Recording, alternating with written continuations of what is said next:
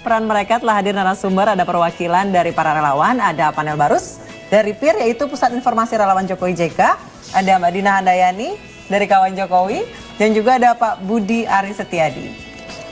Selamat sore. Selamat sore. Apa kabar? Baik. Boleh diceritain nih, besok kan rencananya hari Jumat akan ada halal bihalal.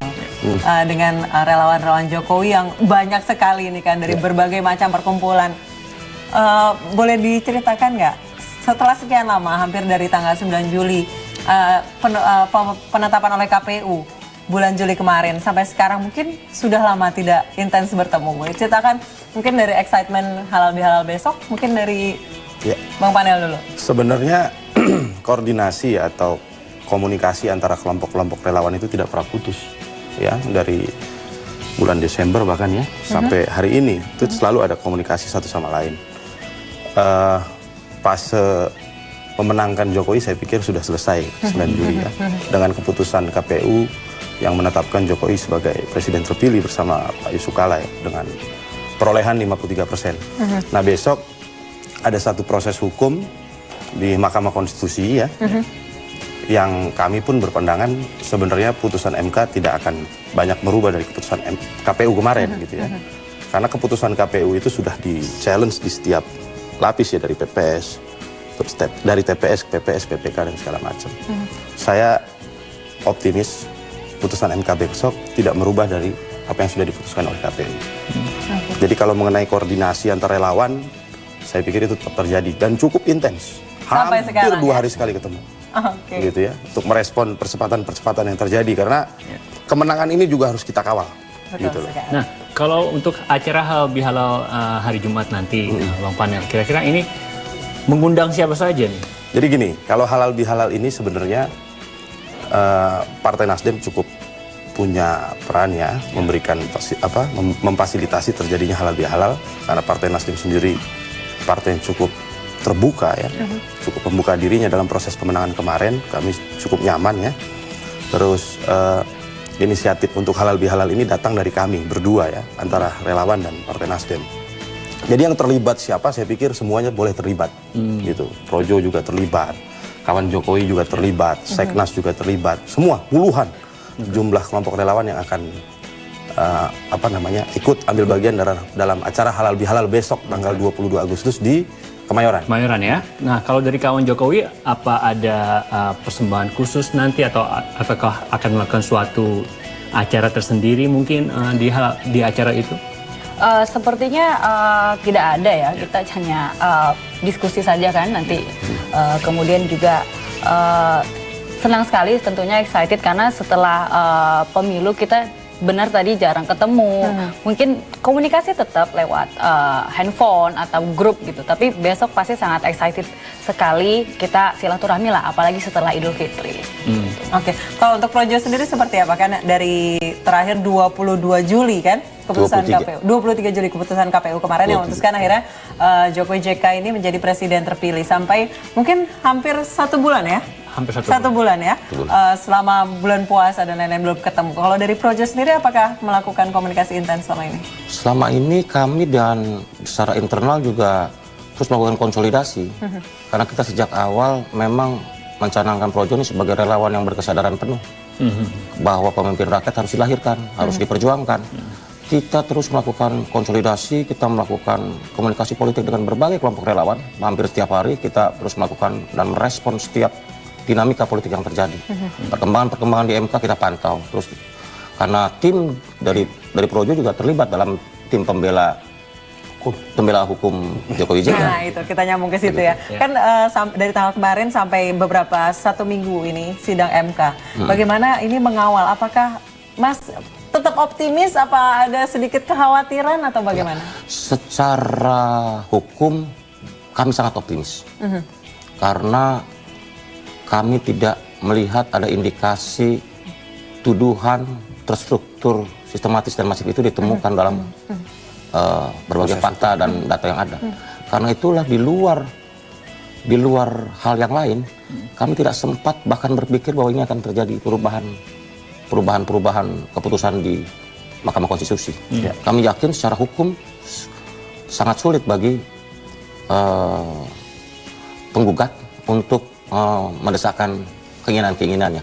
Kami yakin secara hukum, secara politik, dan juga kita melihat ada suasana kebatinan di masyarakat bahwa ya apalagi yang masih ditunggu. Ini kan cuma sekedar injury time, membuang-buang waktu, tapi proses itu harus terjadi juga. Kalau dari Mbak Dina sendiri, dari kawan Jokowi, ada nggak sih kekhawatiran kalau misalnya hasil ini akan berubah, atau dari teman-teman kawan Jokowi seperti apa?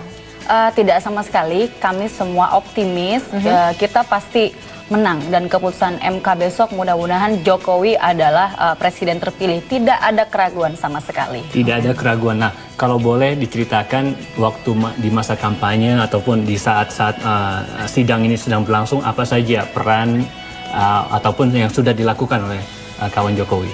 Ya, sebenarnya para relawan ini kan memiliki peranan penting untuk memenangkan Jokowi JK, dan kita tidak hanya berhenti bekerja sampai di sini saja gitu, dan mudah-mudahan bisa tetap mengawal sampai pemerintahan ke depan gitu. Kita terus monitor dengan perkembangan yang ada. Apabila ada permasalahan, kita coba fasilitasi, kita coba terus tetap bisa mengawal itu semua. Nah, ekspektasinya apa nanti jika memang MK memutuskan tetap pada keputusannya, tetap pada keputusan KPU untuk menetapkan Jokowi JK sebagai presiden terpilih? Ekspektasi dari kawan-kawan Jokowi apa nanti? Ya, ekspektasi kita semua pasti sudah bekerja keras, begitu keras sampai tidak tidur-tidur juga gitu kan, karena waktunya sangat singkat gitu. Calon Jokowi terbentuk 3 bulan dan kita harus kerja keras terus, dan harapan kita semoga ada kita terus mengawal dalam bentuk platform atau wadah, kita bisa memberikan aspirasi kita untuk kedepannya. Artinya mungkin kita menjadi sparring partner ke depan atau bagaimana. Tapi komunikasi dengan misalnya tim sukses ataupun yang sedang dibentuk sekarang ini, tim untuk menyusun kabinet, ini tetap berjalan. Apakah aspirasi dari kawan-kawan Jokowi tersampaikan juga atau gitu?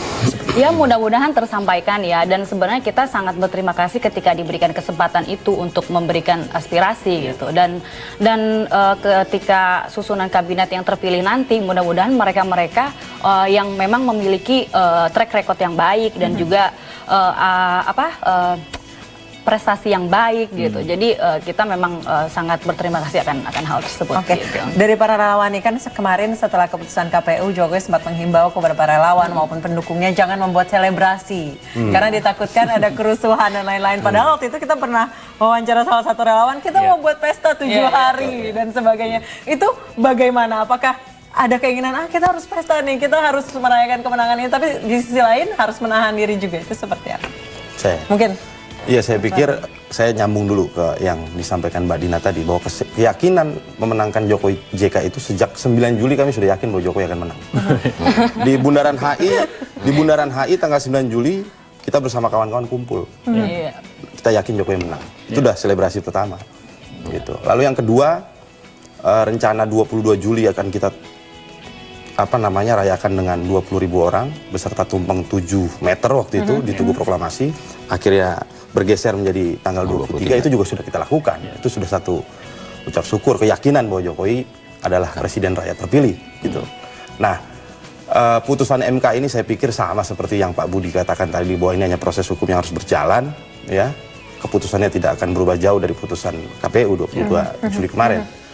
Nah, ada momentum nanti pelantikan presiden tanggal 20 Oktober ya. Saya pikir sebuah kemenangan yang diperjuangkan itu harus dirayakan. Gitu. Karena bukan pemberian, ini perjuangan dan harus dirayakan. Rakyat menunggu itu. Kira-kira sudah ada rencana apa aja nih? Ya itu nanti kemasannya bisa pawai rakyat atau apalah ya. Kita bisa atur kemudian bersama-sama tentunya semua kelompok. Nah, Bang Panel, misalnya untuk acara halal bihalal besok dan KPK sudah memutuskan misalnya Jokowi JK tetap sebagai presiden terpilih. Tapi pada acara halal bihalal itu ada pendukung kubu yang berbeda ini untuk mau ikut gitu halal bihalal ini. Apakah mereka bisa datang atau tidak? Gini, acara halal bihalal 22 Agustus ini memang 1 hari setelah putusan MK. Makanya acaranya juga selain halal bihalal juga ucap syukur. Ucap syukur atas proses pelaksanaan pilpres yang aman, damai gitu ya. Dan tentunya apa yang dikerjakan relawan ini juga mendapatkan apresiasi yang begitu besar dari rakyat. Terbukti 53% Pak Jokowi dapat suara. Gitu. Nah, Halal bihalal ini kami buka seluas-luasnya ya. Kami buka karena suasananya juga suasana Idul Fitri, ya. Semua bisa merayakan, semua bisa ucap syukur. Tapi memang nanti proses di acara, karena ini udah presiden terpilih, tentu ada standar-standar keamanan ya. Ada tanda-tanda atau khusus yang kita sertakan untuk peserta yang akan Karena kan masuk. kita seperti yang kita sudah tahu, mungkin dari saudara kita atau kerabat kita mungkin pilihannya berbeda. Tapi kan mereka pingin datang, pingin bersalam-salaman, maaf-maafan. Apakah mereka juga masih Ya, bisa? Pak Jokowi ini kan presiden Indonesia, ya presiden rakyat seluruh Indonesia, bukan presiden relawannya saja gitu ya. Jadi kalau sudah diputuskan ya dia harus menjadi presiden seluruh rakyat Indonesia, saya pikir begitu. Nah ini sebagai relawan nih, mungkin pada saat kampanye itu kenceng sekali kan antara dua kubu itu. Ini gimana nih caranya? Misalnya nongkrong sama teman ujung-ujungnya ngomongnya politik, tadi mau senang-senang, mau reunian, mau buka puasa bareng, ujung-ujungnya ketemunya politik lagi. Intinya begini Mbak Anissa, Pilpres 2014 ini adalah pilpres yang terus terang memang banyak menyedot emosi. Emosi masyarakat, ini baru pilpres pertama yang head to head secara langsung sejak awal. Sehingga wajar saja ada gesekan atau suasana emosional yang mungkin bisa berlebihan. Tetapi saya yakin dan seyakin-yakinnya masyarakat dan rakyat Indonesia ini punya wisdom. Terbukti kita lihat, di bawah mereka sudah mulai. Bahwa isu-isu ada pergesekan sosial, konfrontasi sosial di bawah, disintegrasi sosial, tidak terbukti. Nggak ada. Yang kita takutkan dari proses politik Pilpres 2014 ini adalah sebagai contoh kelak untuk hal-hal yang di bawah. Para pemimpin bangsa ini harus memberi teladan kepada rakyat. Karena nanti kalau sampai pemimpinnya berebutan pilpresnya halnya tidak baik, nanti pemilihan lurah bisa bacok-bacokan. Ini harus disadari oleh semua pemimpin bangsa. Karena tingkat intelektual masyarakat kita kan belum sama. Jadi pemimpin bangsa ini harus memberi teladan kepada seluruh komponen masyarakat bahwa demokrasi memang menghendaki suatu proses yang katakanlah ada waktunya untuk berseberangan, tetapi ada saatnya juga kita harus bersatu padu untuk menjalankan bangsa ini ke depan. Tantangan bangsa ini ke depan terlalu berat untuk dikerjakan oleh satu kelompok. Tapi kita lihat memang pada Pilpres 2014 ini terutama di kemenangan Jokowi ya sebagai presiden terpilih, ini peran relawan itu bisa dibilang sangat besar karena dari tren yang ada beberapa tren yang semakin menurun elektabilitas, tiba-tiba setelah konser Dua Jari itu tiba-tiba bounce back dan meroket seperti itu. Itu gimana tuh mungkin menyikapinya atau mungkin ada kebanggaan sendiri kita turun langsung loh gitu. Iya, itu fase memenangkan Jokowi. Saya pikir semua kesadaran relawan sama. Jokowi harus menang. Dan 5 Juli adalah hari terakhir kampanye. Kita selenggarakan di Gelora Bung Karno. Semua bekerja 24 jam memastikan GBK harus penuh. Harus penuh. Itu swadaya semua. Jadi semua datang beramai-ramai ke GBK dan impactnya memang begitu luar biasa ya, menimbulkan kepercayaan diri. Terus yang perlu saya sampaikan juga di fase politik Jokowi sudah menang sekarang, kami sebagian relawan menganggap bahwa memenangkan Jokowi adalah satu tahap yang harus kita lalui. Tapi setelah itu kita masih punya pekerjaan yang begitu besar ke depan. Ya. Masih Bang punya udah bahas itu. Jadi yang namanya memenangkan ini tahap awal, gitu loh. Memenangkan itu tahap awal, tapi mengawal pemerintahan ke depan ini penting. Dan kami berharap ya beberapa aspek yang penting yang harus diperhatikan oleh pemerintahan ke depan adalah aspek transparansi, ya kemudian, terus aspek partisipasi publik, itu harus. Karena bukan apa-apa, ini Jokowi ini yang membawa harapan yang begitu besar dari rakyat. Sehingga cara kerjanya, cara berpikirnya, cara bertindaknya juga harus di luar yang biasa-biasa aja. Ibaratnya kita bilang bahwa ini presiden ini bukan presiden Mas Bandrol. Ini harus lebih. Jadi soal kecepatan, soal akurasi, soal pilihan bertindak, termasuk pengawasan pelaksanaannya harus lebih. Harus membawa perubahan ya. Kalau cuman ibaratnya kalau sekolah ini bukan nilai 7 nih.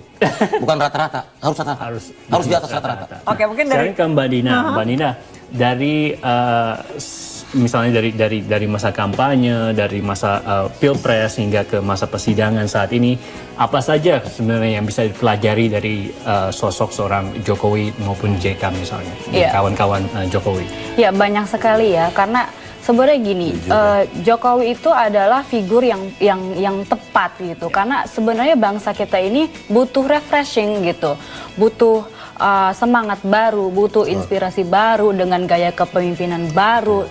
Dan figur Jokowi ini, dia itu tidak banyak bicara, tetapi banyak bekerja dengan sistem-sistem kerja yang sudah dia ciptakan gitu, dengan kartu sehat, kartu pintar yang sebelumnya tidak ada gitu. Dan beliau dekat dengan masyarakat, tidak berjarak. Dan inilah yang menggerakkan kita semua. Kita semua tergerak untuk berkontribusi gitu, lahir dan batin, kita rela tidak tidur-tidur untuk membantu mensukseskan pemilu ya kan. Ya memang sangat-sangat tepat gitu. Jadi kita terus berharap dan optimis agar besok itu keputusan MK ya tetap Jokowi. Sejauh ini ada yang mengeluh tidak soal misalnya dalam masa kampanye capek lah atau bosan lah atau aduh buruan deh. Iya pasti, jangankan yang lain, saya pun begitu, pengen cepet selesai gitu, karena kita kan di relawan ini tergabung dari berbagai macam elemen gitu. Ada yang mungkin ibu rumah tangga, terus businesswoman atau businessman, atau mungkin juga dari parpol gitu. Jadi ya kita pengen cepet-cepet selesai lah. Mungkin banyak juga yang pekerjaannya ketinggalan selama 3 bulan terakhir ya kan, seperti itu. Jadi ya semoga cepet-cepet selesai. Baik, pemirsa, kita akan break dulu. Setelah ini saya akan menanyakan nih, kalau besok memang keputusan MK tetap memutuskan Jokowi sebagai presiden terpilih, kira-kira apa rencana para relawan ini? Apa agenda yang udah mereka buat? Apakah mereka akan menjadi watchdog atau pemantau pemerintahan Jokowi yang paling keras gitu? Siapa tahu dari mereka bisa masuk kabinet, siapa tahu. Siapa tahu. Kita akan tanyakan nanti setelah kita berikut ini, tetaplah bersama kami di Watchdog. Ini yang akan dilakukan oleh Partai Nasdem dan juga relawan Jokowi pada hari Jumat nanti di GI Expo Kemayoran ya. Kira-kira nanti acaranya apa saja, Bang Panel, dalam acara Nasdem halal bihalal dengan relawan Jokowi ini? Ya, sekali lagi saya ulangi bahwa inisiatif ini memang muncul dari relawan dan Partai Nasdem untuk menggelar halal bihalal. Ya, ada inisiatif itu karena setelah Idul Fitri, terus juga momentumnya 1 hari setelah putusan MK, kita harus ucap syukur. Partai Nasdem kami melihat sebagai partai yang sangat terbuka ya, bekerja sama dengan relawan dari fase memenangkan kemarin sampai hari ini. Nah, acaranya sendiri itu cukup banyak ya. Ada nanti slot relawan yang besar ya. Ada orasi politik gitu ya dari pimpinan-pimpinan relawan.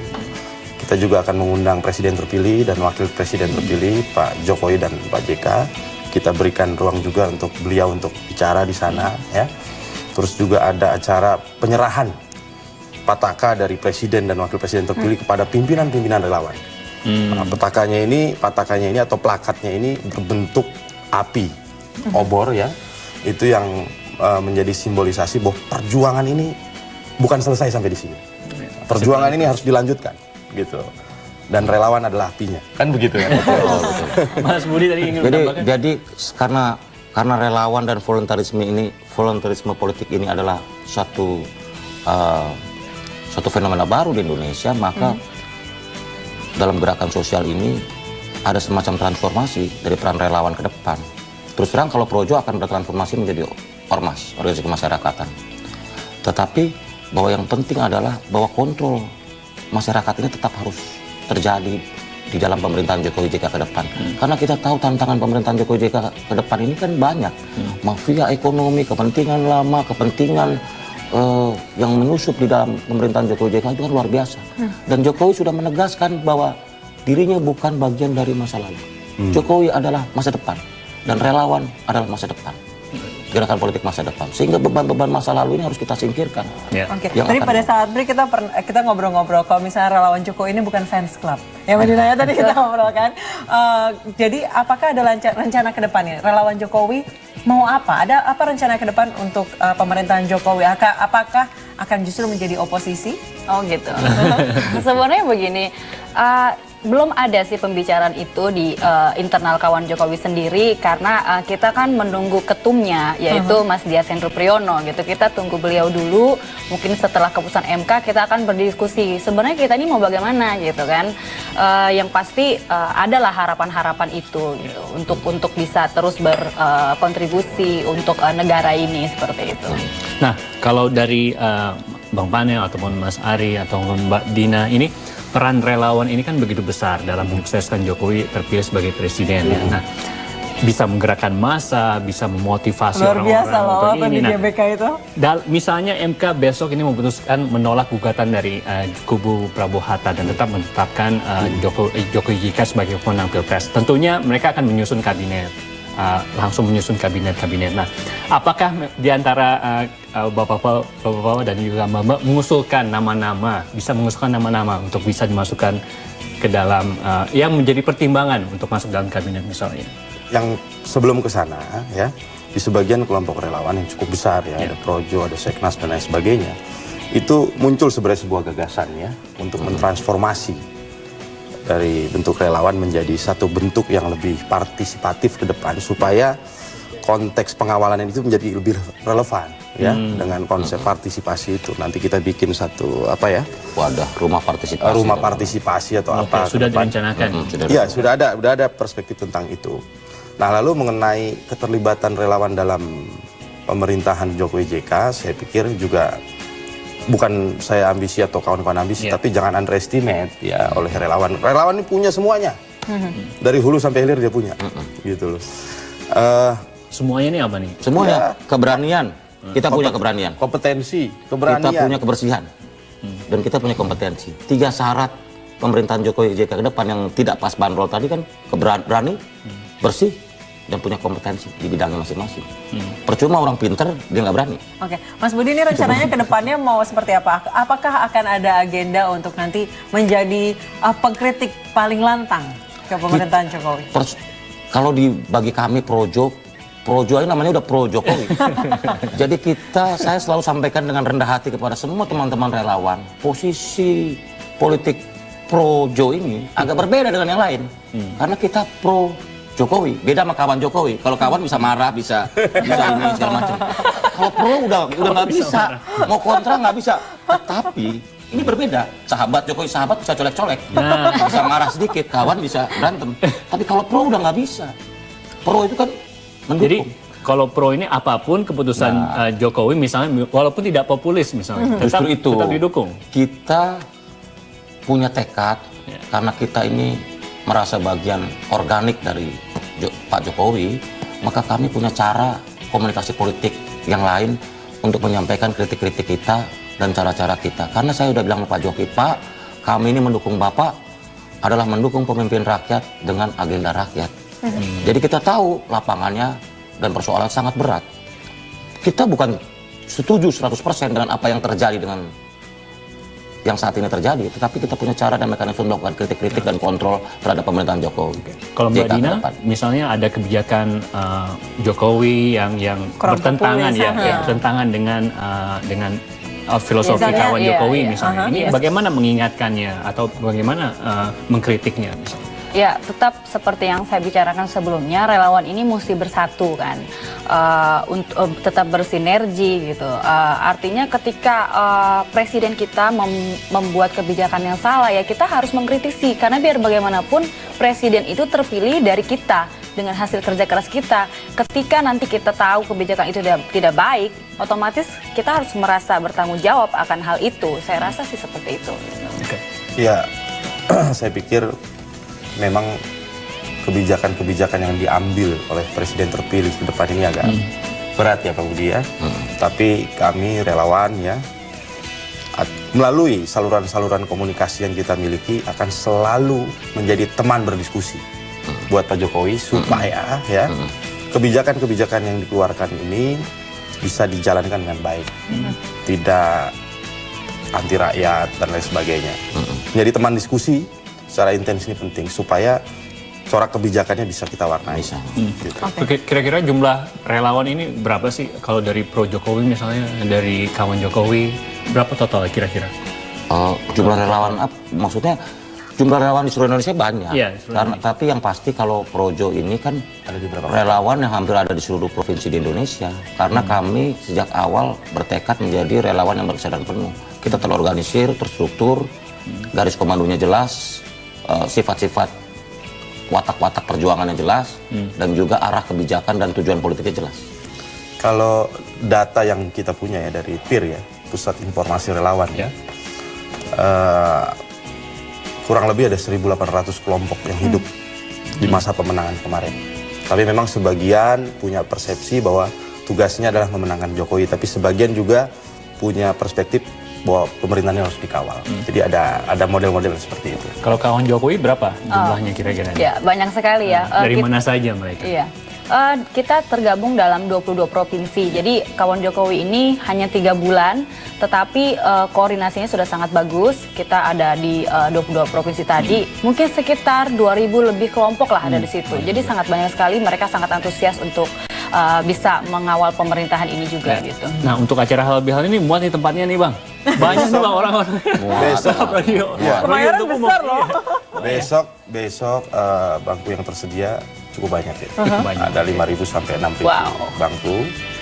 Dan ya kita aturlah supaya acara itu bisa berjalan dengan baik, lancar, sesuai dengan apa yang kita rencanakan. Ini kan teman-teman sudah mengawal Jokowi dari awal, mulai dari bulan Desember bahkan ya. Mengawal Jokowi sampai akhirnya bisa menang dan diputuskan KPU, dan mudah-mudahan nanti tanggal 21 besok keputusan MK tetap mengiyakan keputusannya KPU gitu. Jokowi sebagai presiden terpilih. Harapan utamanya dari PIR dulu di pemerintahan Jokowi. Ya tadi saya pikir pemerintahan ini harus tetap berpegang pada dua aspek yang paling utama, yaitu transparan ya, dan partisipatif. Jadi ruang-ruang partisipasi publik itu jangan dihilangkan. Karena salah satu faktor yang bisa memenangkan Jokowi juga adalah partisipasi. Yang begitu besar.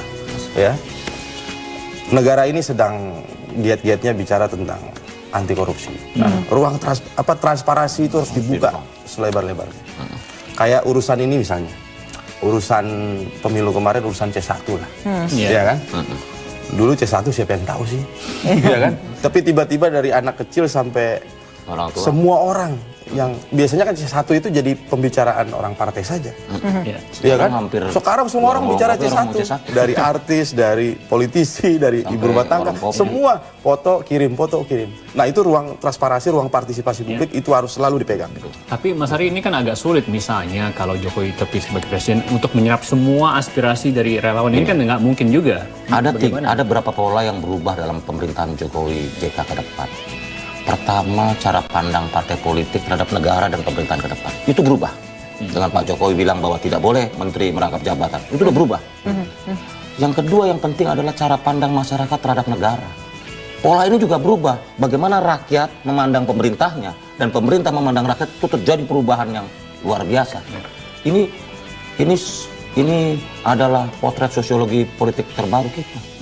Partai dan pemerintah dan rakyat terhadap pemerintah, dan sebaliknya pemerintah terhadap rakyat. Jadi cara pandang pemerintah ke depan terhadap nasib rakyatnya berbeda. Kalau dulu kan seolah-olah negara paling tahu urusan rakyat. Bahwa persoalan rakyat jawabannya begini-begini paling tahu. Tapi dengan presiden belusukan begini, dia jadi tahu. Persoalan real dan jawaban yang paling tepat untuk rakyat. Mungkin Mbak Dina terakhir. Kira-kira harapan utamanya apa dari pemerintahan Jokowi JK? Yang pasti pemerintahan lebih baik ya. Baiknya baik seperti apa? Yang pasti di sektor ekonomi supaya kita lebih mandiri lagi sebagai bangsa Indonesia. Tentunya juga dengan sosial budaya yang lebih baik, dengan kita sebagai warga negara lebih bangga menjadi warga negara Indonesia gitu, mencintai produk dalam negeri. Nah, ini perlu pelatihan yang difasilitasi oleh pemerintah kita gitu. Kemudian juga di bidang kesehatan gitu, kita harus meningkatkan standarisasi kesehatan kita, bagaimana caranya supaya kita tidak lagi berobat ke luar negeri dengan biaya yang lebih mahal. Saya rasa sih seperti itu sih, sangat simpel sekali. Baik. Terima kasih atas dialognya, Bang Panel, Mbak Dina, Mas Ari, terima kasih atas kehadirannya di studio. Dan besok lusa salam untuk teman-teman relawan. Salam tiga jari. Persatuan Indonesia. Persatuan Indonesia. Hari Jumat 2. Baik pemirsa, tadi ada beberapa hal yang disampaikan, yaitu jangan menghilangkan ruang partisipasi publik dan harus transparan. Itu yang penting dari Yang pemerintah. penting salam tiga jarinya itu Persatuan Indonesia. Nggak ada lagi 1, 2, yang ada 3. 3 menuju 5. Keadilan sejahtera. Baik. Baiklah, kita akan jeda dulu.